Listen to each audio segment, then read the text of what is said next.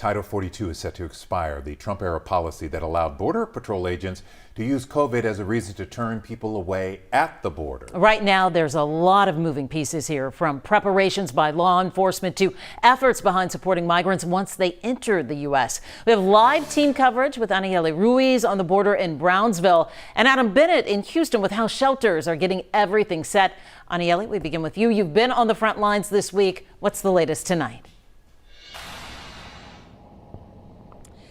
Well, guys, we just spoke with the Border Patrol Union president. He tells us that they can comfortably handle 1,500 crossings daily, but he says that number is increasing to 8,000, and it's really thinning their crews out. He said just within the last 2 to 3 days, they've seen 10,000 people crossing, not just from Central America. He says they're seeing people from Africa, India, China, and they're worried that these numbers are just going to increase in the coming days.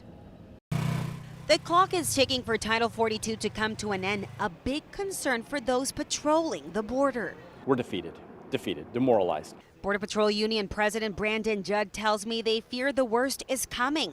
And the problem is their agents are stretched thin, processing people crossing the river. And that leaves a gap. And when we don't have agents patrolling the border, that's when the cartels can cross our higher value products such as fentanyl, which is killing thousands of U.S. citizens every single year. But to help alleviate some of the burden, DPS Troopers and the Texas National Guard have stepped in.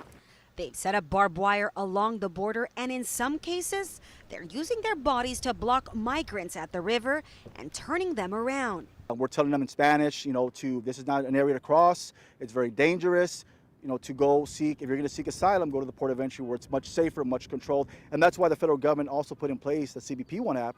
But for many families, they tried using the app, but it just didn't work. So the Guerra family decided to cross the river without the app. He says he did it because the situation in Venezuela is difficult. Financially, he couldn't afford anything, not even simple medication for his daughters. He says he wants to work to provide his girls a better future, a future that they say already looks brighter for his 2-year-old and 9-year-old daughters. His 5th grade daughter, Ariana, who dreams of being a doctor. Now, this spot is a hot spot for a lot of people to cross the river. That's because there's a shelter right across the border in Matamoros, Mexico. Now, we also just learned that Senator Ted Cruz is expected to have a press conference right here at 6:45. Of course, we'll bring you guys the very latest from that. And now for the next part of the story, we'll send it over to Adam Bennett, who's in Houston, as they're waiting for those people who are seeking asylum.